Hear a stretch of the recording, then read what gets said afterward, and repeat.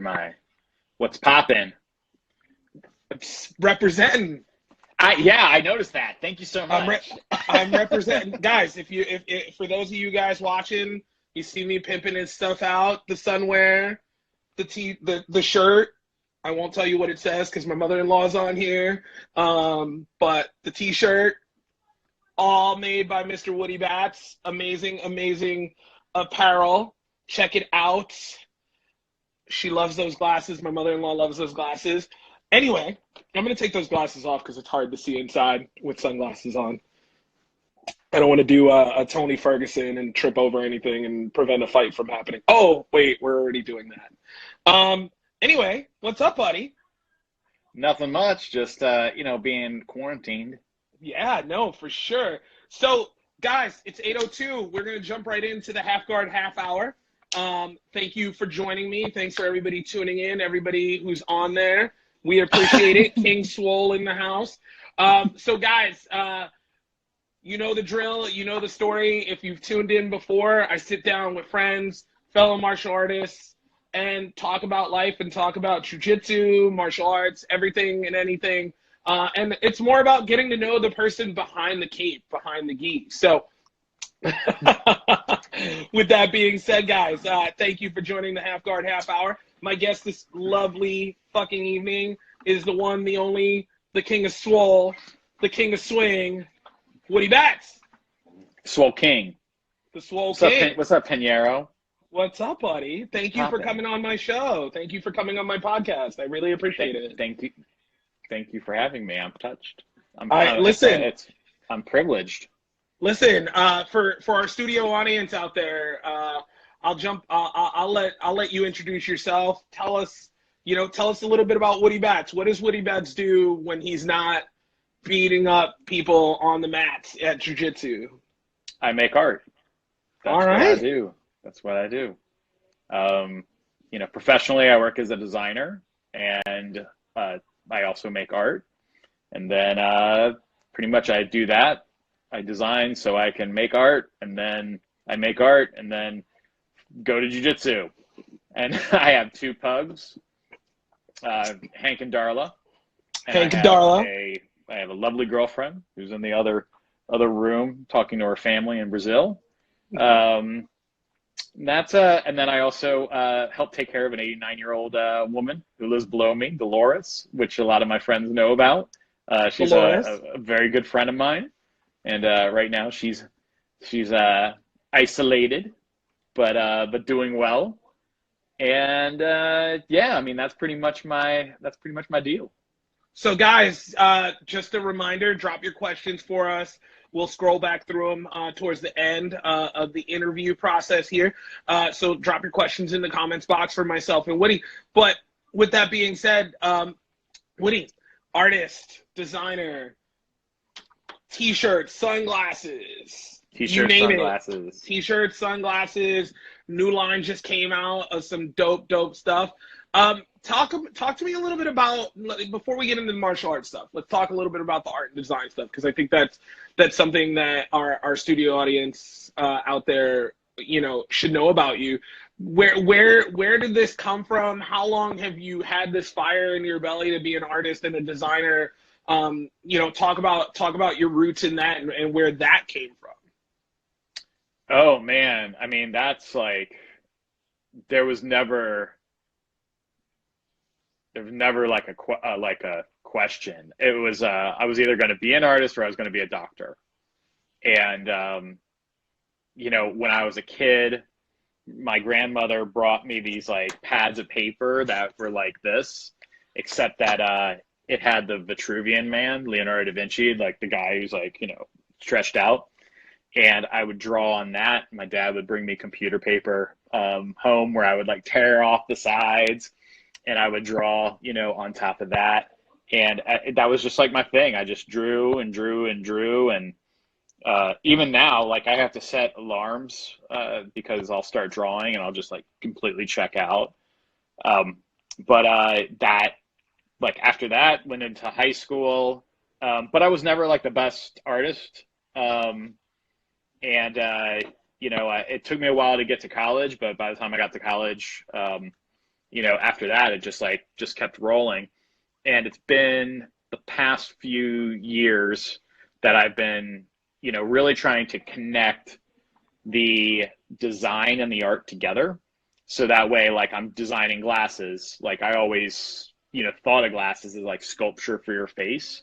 So, the glasses are there, or the shirts are drawings that I just put on. I put on shirts. I like the idea that you can have a drawing and then you can kind of pass it through the world. Everybody can have the drawing, everybody can have the painting, wear it on a shirt, have it as a print, whatever. I think that's a very democratic way of having art. But yeah, I mean, and that's pretty much it. I just have like I'm like, oh, I'm gonna do this thing, and I'm just gonna keep on following that road, and wherever it takes me, it takes me.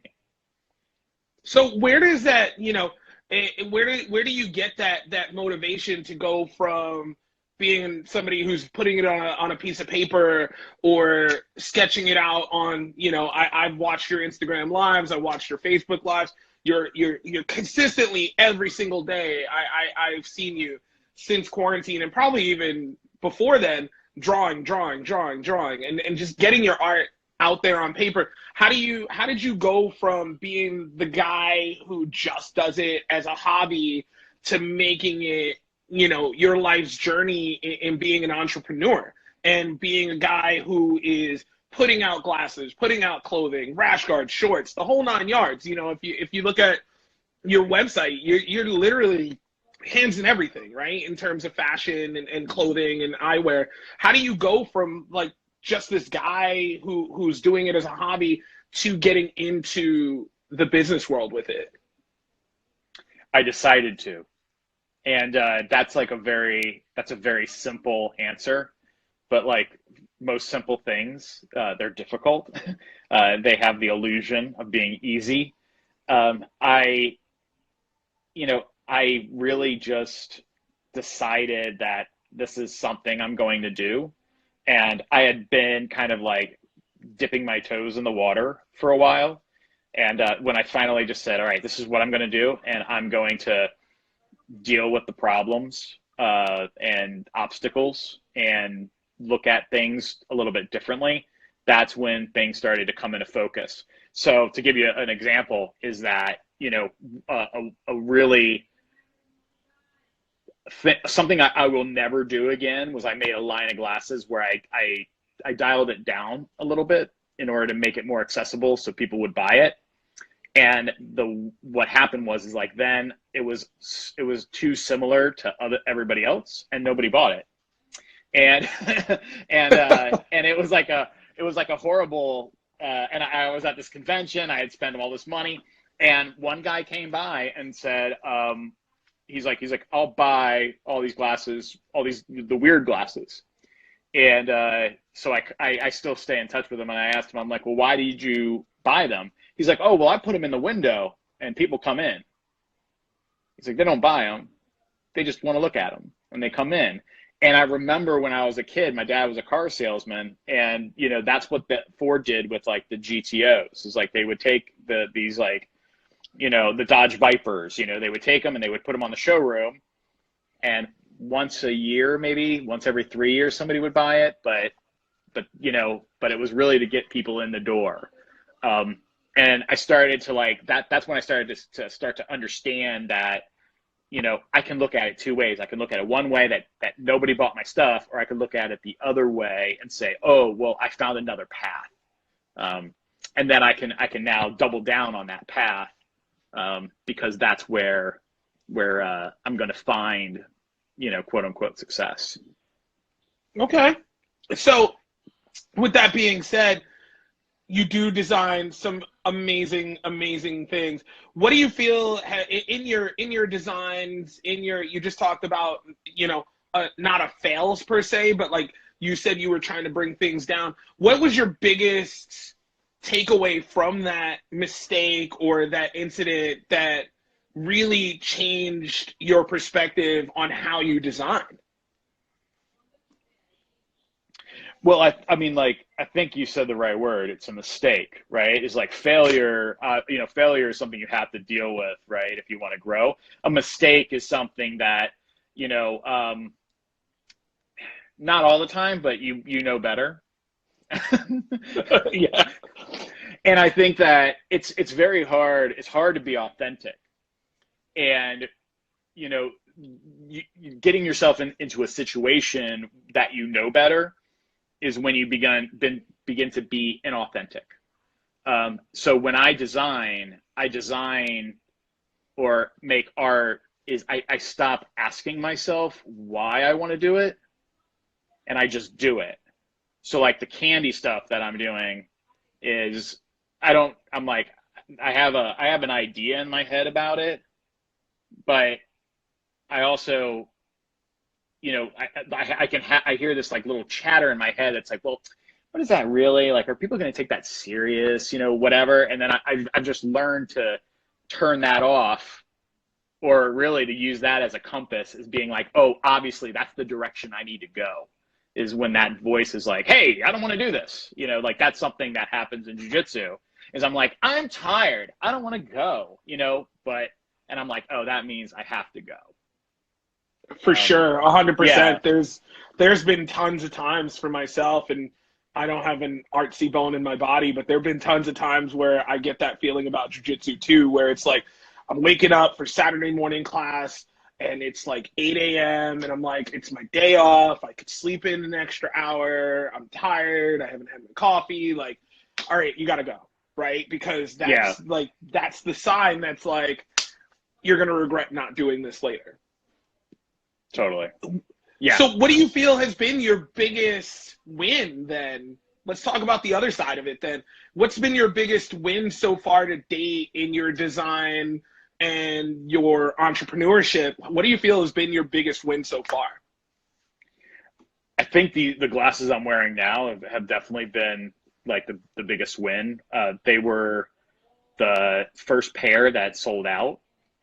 When I did the design, I was like, oh well, I'm just gonna make this like for myself. This is like the Woody Reserve, and it was the first pair. Boom, gone.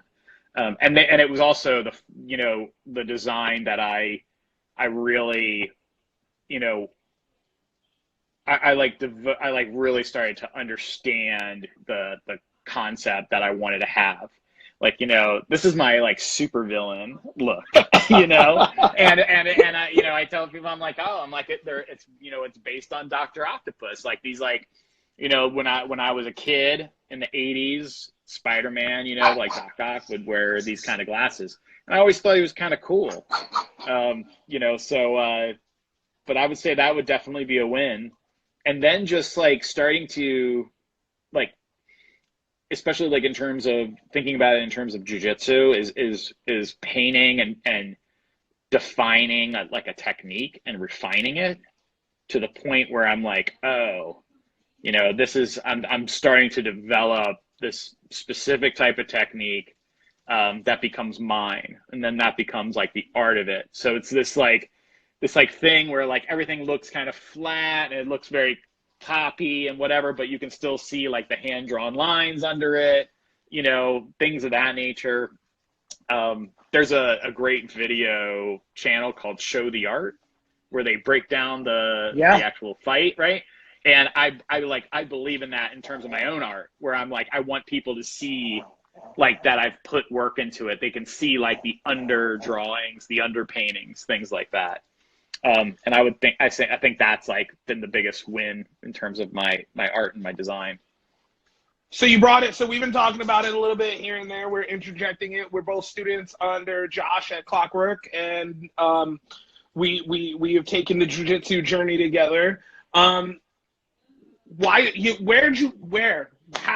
why, what brought you to jiu-jitsu? What brought you into this world that we know why we love it, but what brought you in for the people who might not know, and only know you as an artist or a designer or things of that nature? Maybe some of the people watching, what got you started? So this is a bit of a funny story. when I lived in Baltimore, I always wanted to like live in New York, and I was living in Baltimore, and I also wanted to get a tattoo. And I was looking at this place in like DC, whatever, and somehow through like the tattoo magazines, I had discovered Shinji. And when I came to New York, I was actually a teacher then, and when I turned 30, I was like, I want to change my life, so I started a different career trajectory, and I went to New York Adorn and got on Shinji's list. Met Shinji and was like, you know what, I'm going to get on his list and I'm going to get tattooed by him. And so long story short, we become friends, and I see he has this like DVD player where he's watching, Brazilian Jiu Jitsu. And I asked him, I'm like, hey, what's that? Like, what is that? And he's like, oh, it's, Brazilian Jiu Jitsu. I do this. You should come by. And I'm like, okay. So he invites me to come by, and I literally show up the day that Josh is moving into the 29th Street dojo, which I don't know if you were ever there. No, I started at where we were now, but my first private was, my first lesson, my free intro was supposed to be up at 14th Street. Gotcha. Yeah. And I remember I showed up and I met Russ, I met Sev, I met Jake, and a few other people who I'm like thinking about, but Spin, they were all there on the the first class, and then that boom, and after that I was like, oh, I'm in. Sold. Yeah, I didn't have the same I don't think I had the same like sold thing right away.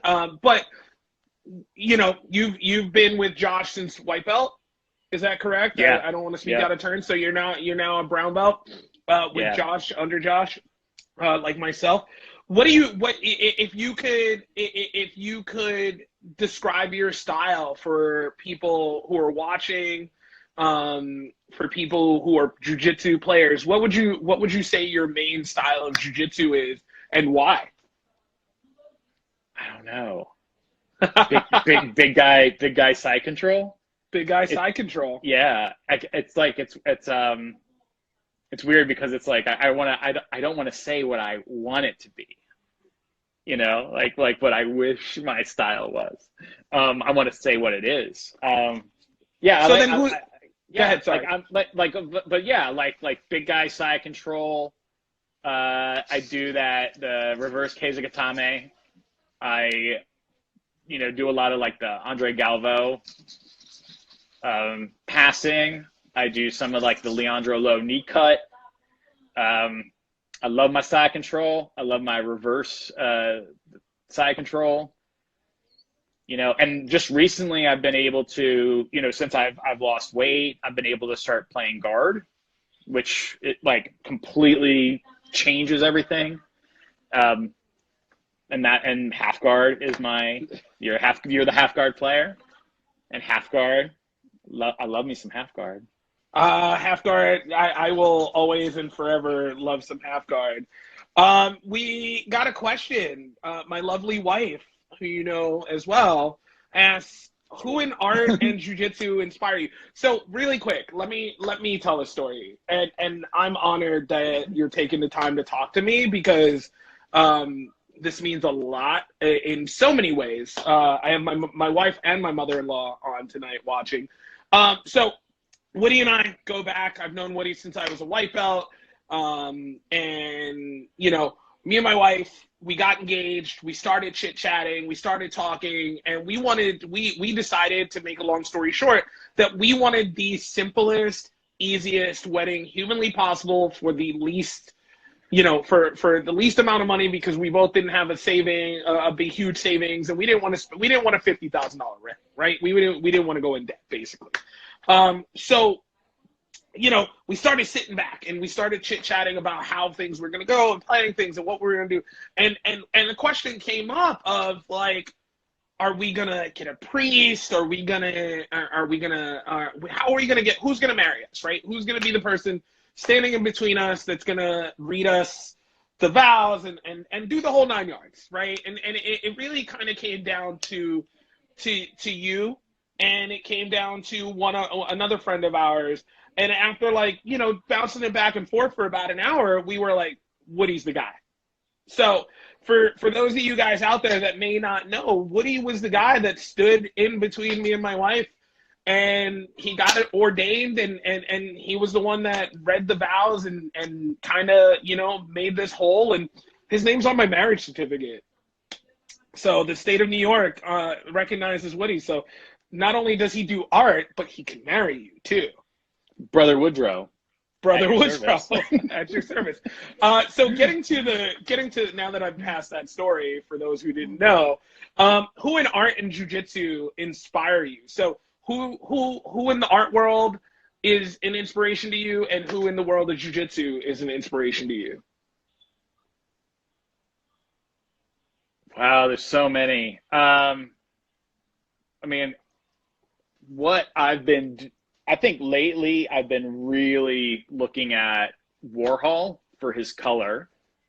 Andy Warhol is like, there's a very specific form of art, people usually know, but he was an amazing colorist. And then I've been looking at a guy lately his name's James Rosenquist. He was a pop artist as well, and he did a lot of like sign painting techniques in painting. I tell everybody you should check him out. His stuff's like really rad. He did it's a installation called F-111. It's like a fighter plane. He's just a super cool dude, and he's also a Floridian, where I'm from. So those are the two. Definitely Florida man. Check those guys out. Yeah, Florida man. I'm a Florida man. And in jiu-jitsu, I definitely would say you. When I was training, I remember talking to Josh about you, and he was like, Pinheiro's like the real deal. He's got a lot of interesting things going on, and I was watching you, and I was watching you transform yourself, your weight, but also becoming like this like really like super confident guy on the mat, and that I was like, I want that way that, you'll roll with anybody, you're always there for like the advanced classes, like you're always putting in the work. Even when you get frustrated, it's like, I always think about like, I got to get there Thursday because you're there, Many blessings, thank you. And like, and if I'm injured, I can always say, like, hey, I'm in, I just got to take it a little easy, or got tweaked back. Cause it's like, put my back out, blah, blah, blah, and then we all look out for each other. I think that's the thing about, I always tell people, I'm like, jiu-jitsu has more to do with surfing than like fighting, because this community forms, and, we look out for each other.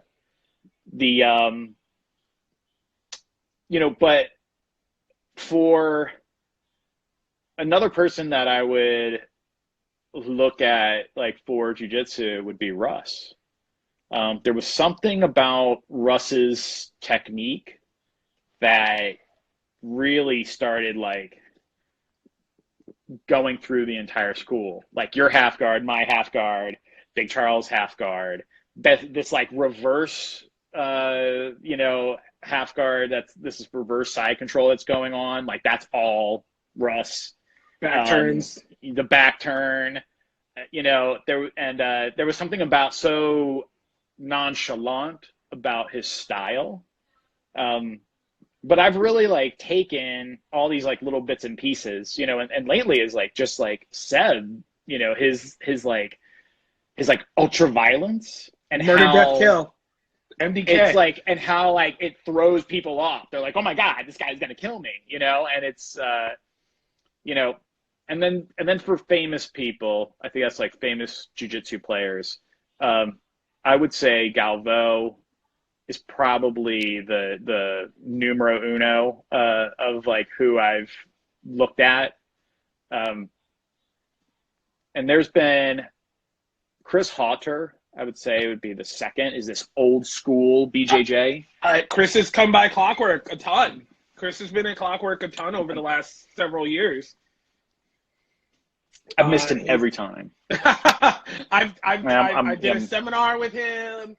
He just dropped. It was like a Friday. I never train on Fridays. It was a random Friday night that I just happened to be free, and I like walked into the gym, and he's there, and he just kind of was in town for like 7 hours, and it was like he had nothing else better to do but train, so he dropped in to train on his way to the airport. So like I've definitely on 3 separate occasions have gotten to like watch him train, and I've taken a seminar with him, and his old school. For those of you guys that don't know, he was, I think, one of the first 7 or 9 American black belts in jiu-jitsu.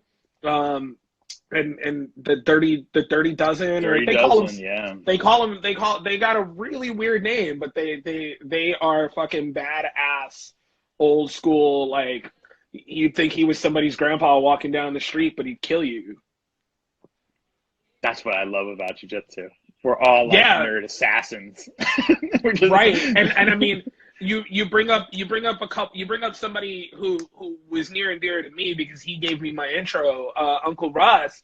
You know, there's just such a crazy cool to his jiu-jitsu, and it was almost effortless. And I think that's what, like, when I was starting out, that's what I was aspiring to have, like that, just like effortless jiu-jitsu where I wasn't like outwardly bothered, right? Like where I could like be like, fuck, I'm fucked. I'm in side control, and you've had me in side control a number of times, and I'm like panicking, but I'm trying to keep that like inward cool that Russ had. And you know, sometimes, and I talked about this with Kyle the other day, that just ultra violent jiu-jitsu that Sev has. He's such an angel walking down the street.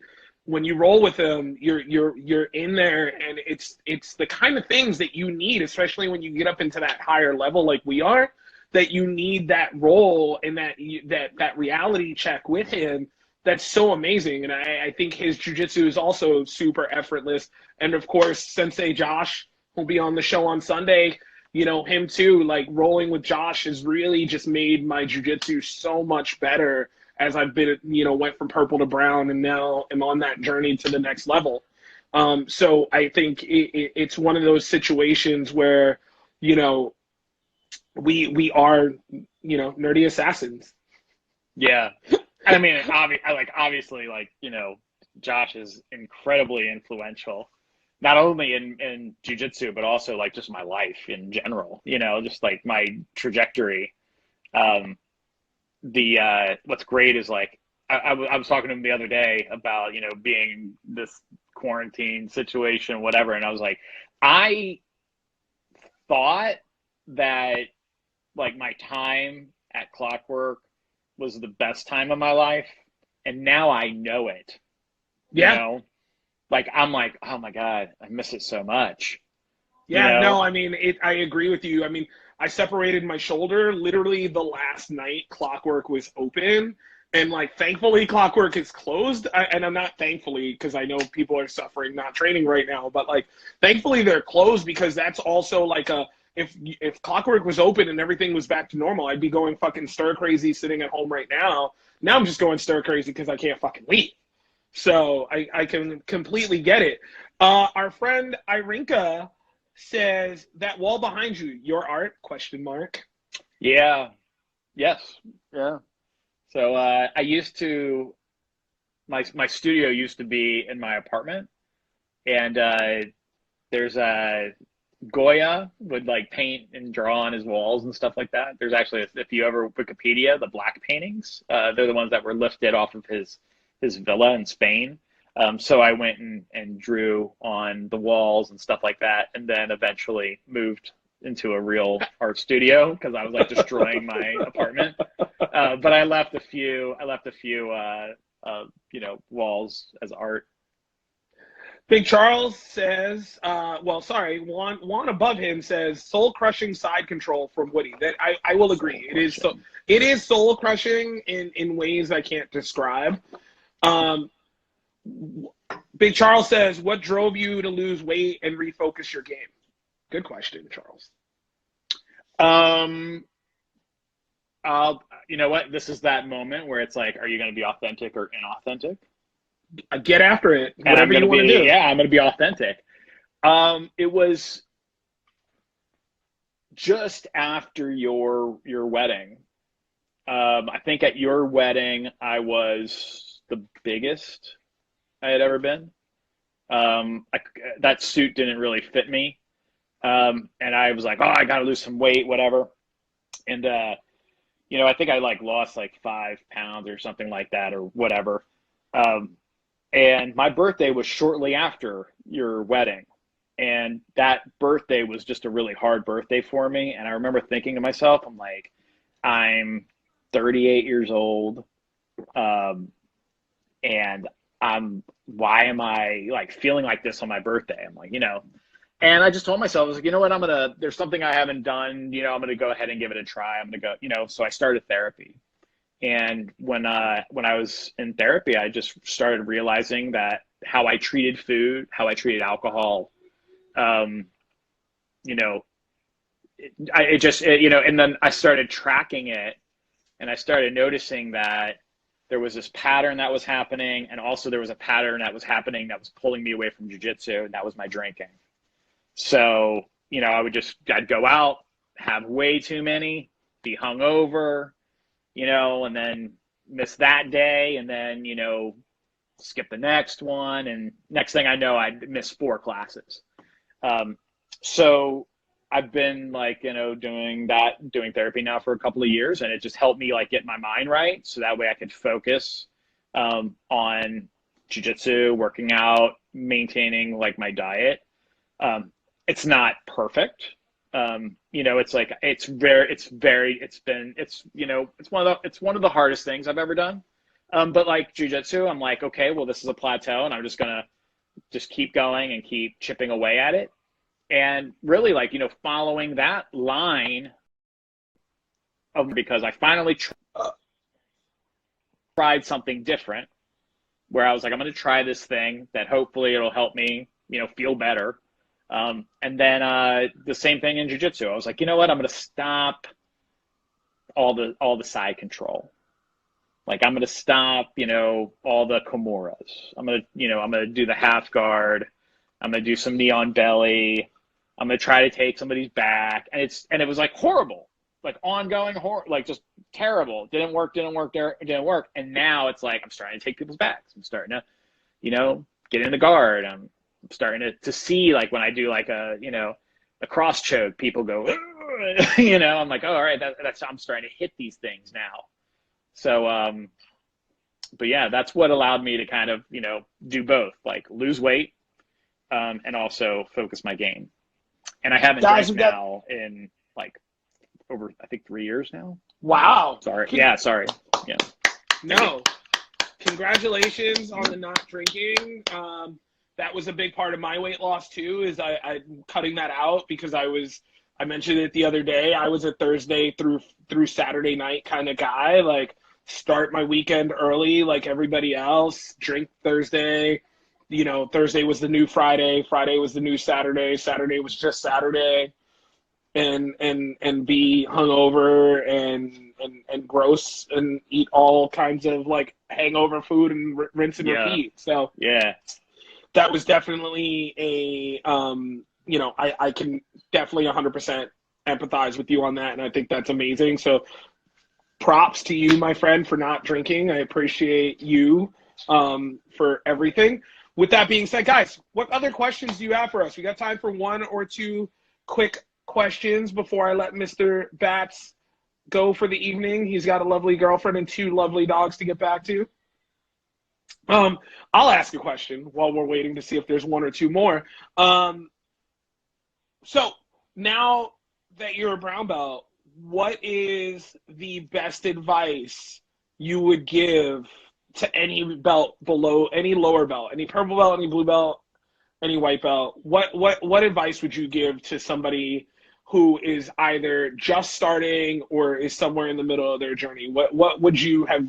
And this question came up the other day. What would you have told yourself in the beginning? I would say 2 things, if I could. One, don't worry about belts.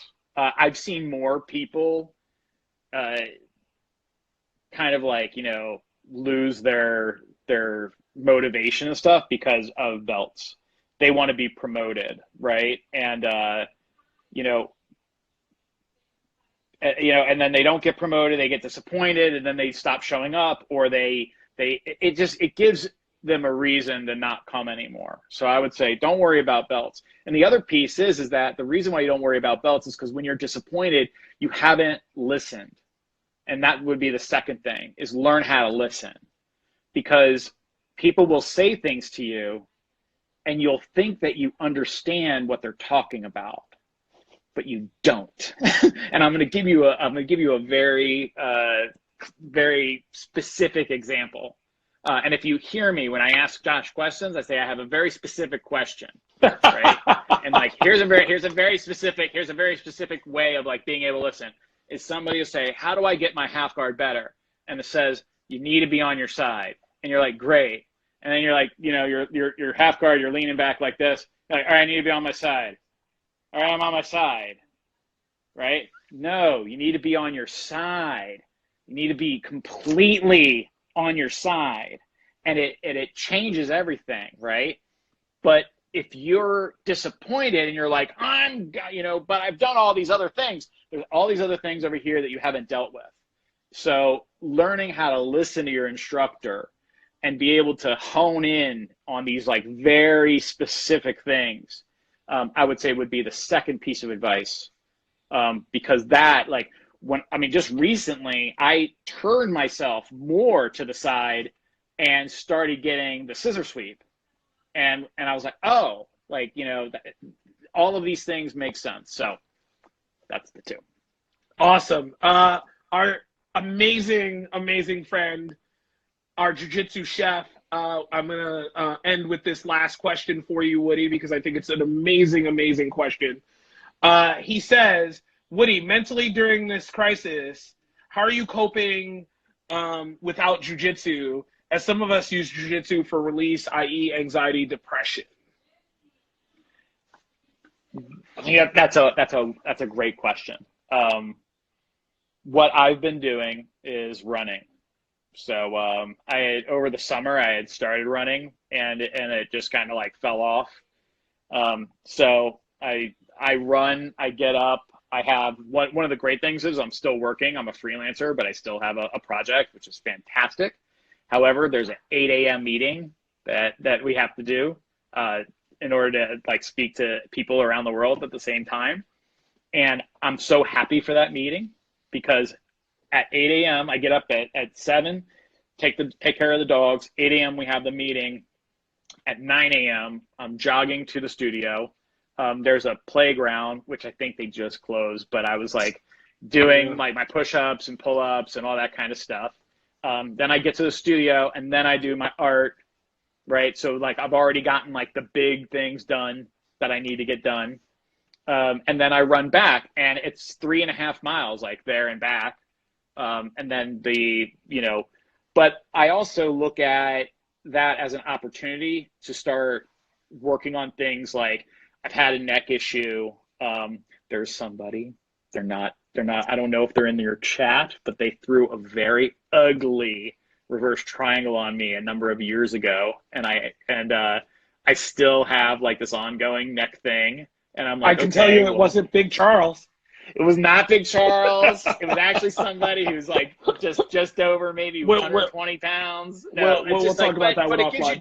It gives you time to heal, time to do like physical therapy, yoga. I've been doing that, which, I don't know what it is about me. I just do not want to do it.